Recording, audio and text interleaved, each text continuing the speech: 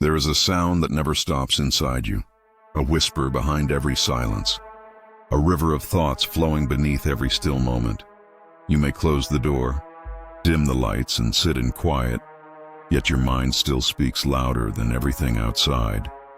It plans, worries, remembers, regrets, argues, and dreams, even when you wish it would stop. Ibn Arabi once said, "When the mind is left to itself, it becomes the toy of the ego. But when it is bound to the remembrance of God, the voice of the ego is cut off." That's not just poetry. It's an ancient diagnosis of a modern disease. Today, more than ever, the human being suffers from an untrained mind.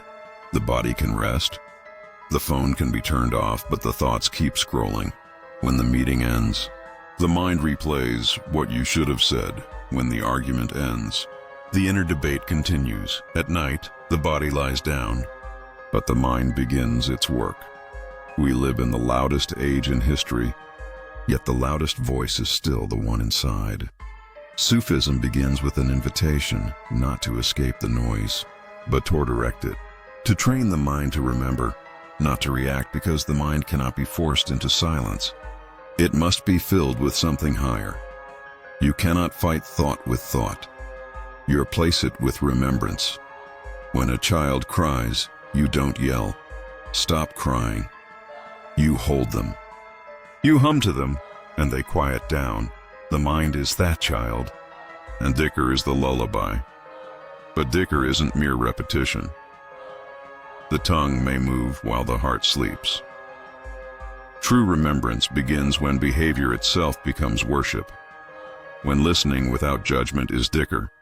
When forgiving in anger is Dhikr. When serving without reward is Dhikr. Each divine name has a way to be lived. Al-Halim through patience, As-Samir through deep listening, Al-Wadud through love that expects nothing in return. When you embody these names, your mind begins to echo the divine rhythm. The noise loses its volume, and silence becomes familiar again. Modern psychology calls this behavioral activation. Sufism calls it behavioral remembrance.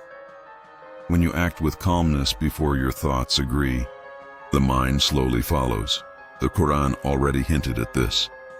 They have hearts but do not understand, eyes but do not see. 7:179. To see truth, the mind must align with the heart. Imagine this: someone wrongs you.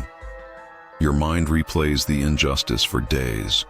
It argues, it defends, it punishes in imagination. That is the ego feeding itself. But Ibn Arabi's method is simple.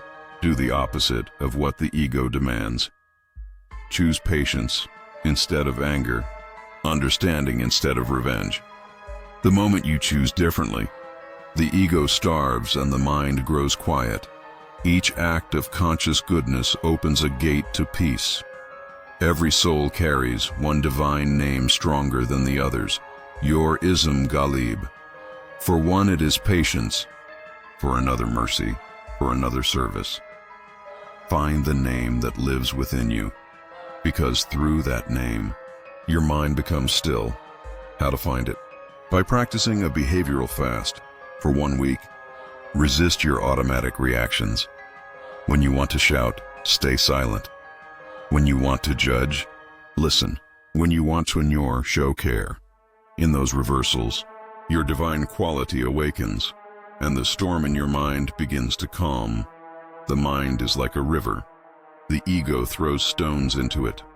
Anger, fear, desire, and the water swirls in confusion. But when you act with patience, the stones sink and the water clears. You cannot silence the river by damming it, only by guiding it. Once your actions align, the second stage begins. Silence, every day. Choose a moment to sit in stillness.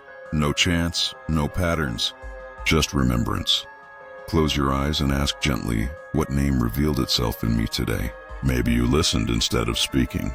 Maybe you forgave instead of fighting. That memory itself is remembrance.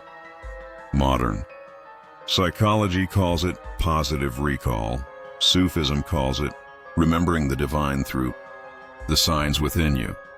Silence isn't emptiness, it's where the voice of truth can finally be heard. Ibn Arabi teaches that the highest form of silencing the mind is Muraqabah, to watch life unfold and see everything as coming from God. Every joy, every loss, every delay are His gifts. When you see this, your mind stops asking why. It stops saying, why me? And begins saying, this too is from Him. That's when the mind falls silent, because surrender speaks louder than analysis. The prophet said, true wealth is not abundance of possessions, but richness of the heart. How wonderful is the affair of the believer. If something pleases him, he thanks Allah. If hardship strikes, he is patient. That is Muraqabah, the mind that stops calculating and starts trusting. Modern therapists call it radical acceptance. Sufis call it rida, contentment with what is. Because when you stop fighting reality, you begin to hear the one who created it. Take ablution not only for your body but for your thoughts. When water touches your face, imagine it washing your mind. When you pray, imagine your thoughts bowing with you. When you say Subhanallah, Alhamdulillah, Allahu Akbar, you are not repeating words. You are cutting through the noise of the self. Then sit and watch. Let God think through you. When the mind stops speaking, the heart begins to hear. And what it hears is not your voice, it's His.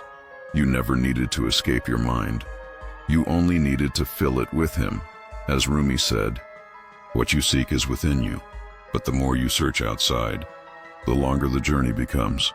So return inward. The truth is waiting for you in the quietest part of your heart.